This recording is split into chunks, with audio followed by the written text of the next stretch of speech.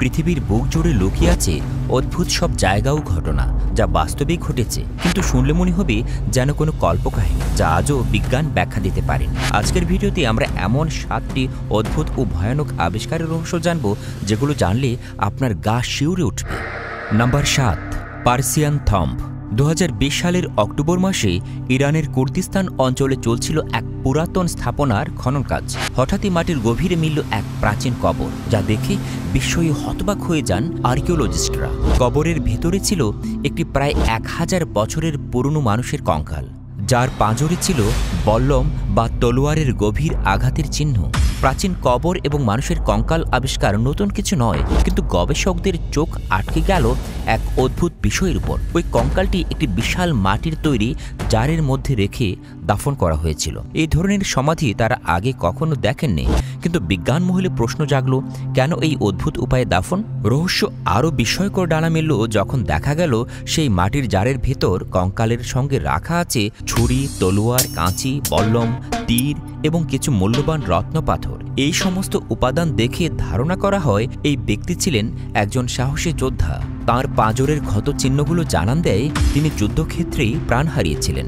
গবেষকরা মনে করেন এই বীর যোদ্ধাকে সর্বোচ্চ সম্মান দেখিয়ে তাকে মাটির জারের ভেতর রেখে বিদায় জানানো হয়েছিল।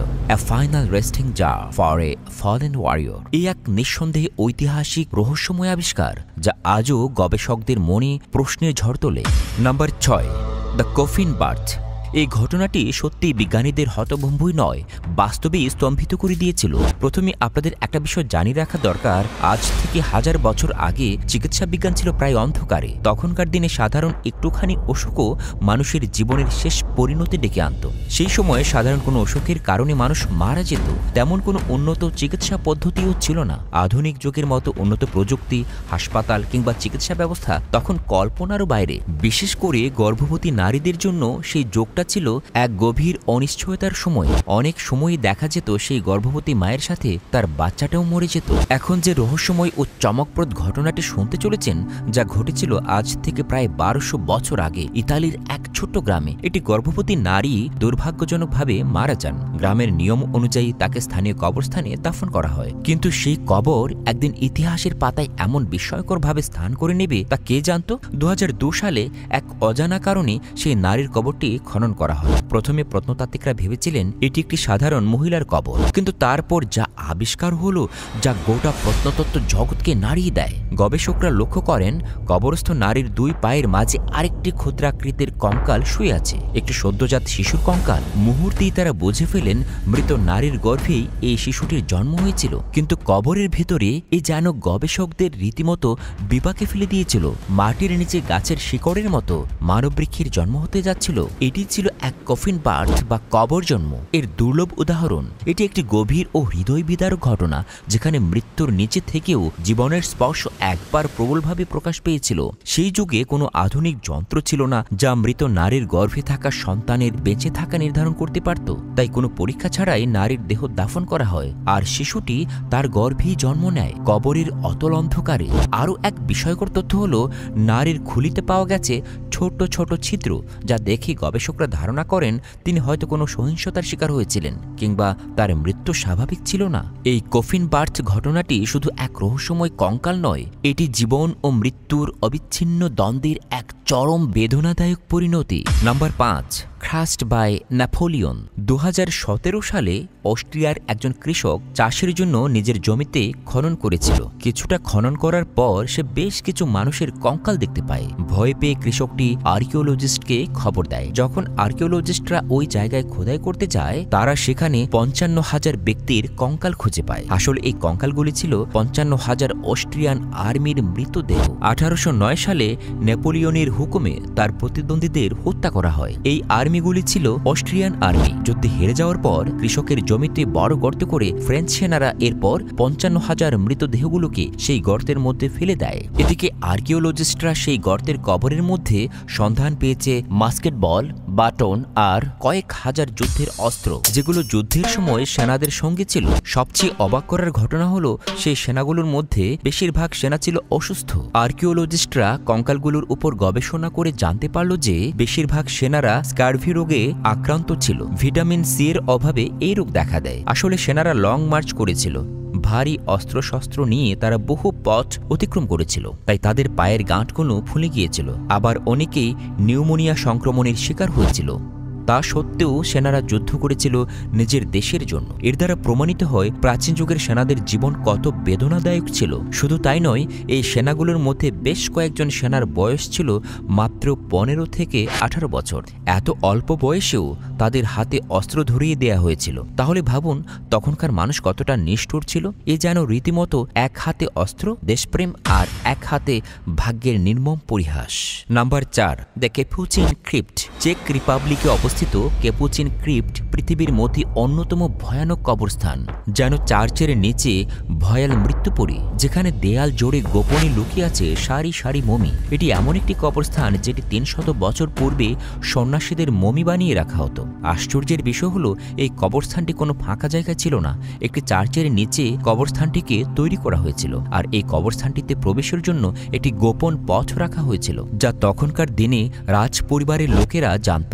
যদি আপনি কখনো এই কবরস্থানে প্রবেশ করেন তাহলে মৃতদেহগুলোকে ঠিক এভাবে পড়ে থাকতে দেখবেন। শুনলে অবাক হয়ে যাবেন, এই মমিগুলোকে কোনো কফিন বা টমের ভেতরে রাখা হয়নি। মমিগুলোকে এভাবেই দেয়ালের পাশে লাইন দিয়ে সাজিয়ে রাখা হয়েছিল। কোনো কফিনের পরিবর্তে সিম্পলি তাদের মেঝের উপর ফেলে রাখা হয়েছিল। মমিগুলোর মাথাকে 2টি ইটের উপর রাখা হয়েছে, তাদের হাতগুলোকে বুকের উপর রাখা হয়েছে। এরই মধ্যে একটি মমি মহিলা সন্ন্যাসী ছিল।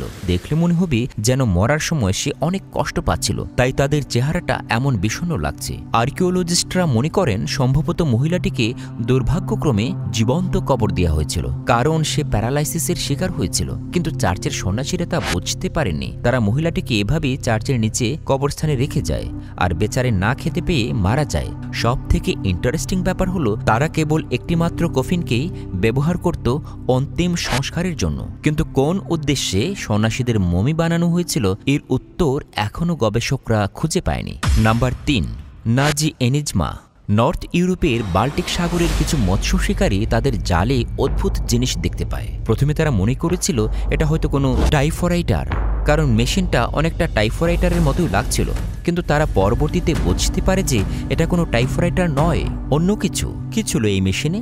এত দামি এই মেশিনটিকে সাগরে ফেলে দিতে হয়।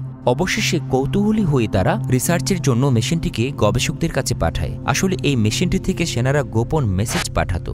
দ্বিতীয় বিশ্বযুদ্ধের সময় জার্মান সেনারা তাদের গোপন পরিকল্পনা কোডের মাধ্যমে সেন্ড করত এই মেশিনটির সাহায্যে। আসলে এই মেশিনটিতে কোনো অক্ষর টাইপ করলে এক্স্যাক্টলি সেই অক্ষরটি শো হতো না। এই মেশিনটি থেকে পাঠানো কোড কখনো ব্রেক করা যেত না।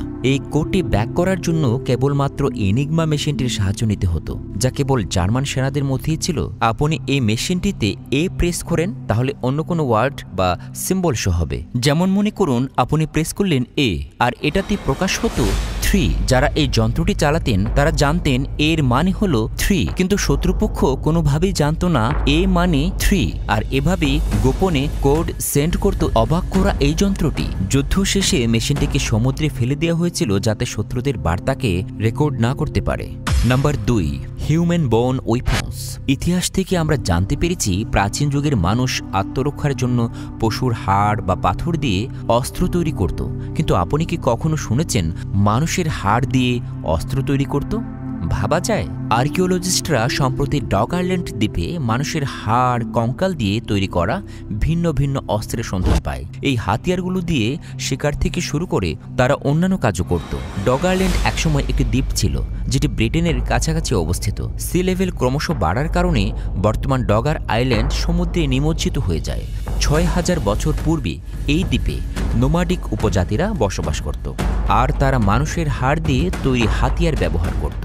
এবারে বলছি নাম্বার 1, হ্যাড অন স্পাইক। এই ঘটনাটি যেন 8000 বছরের ভয়াল বলি প্রথা।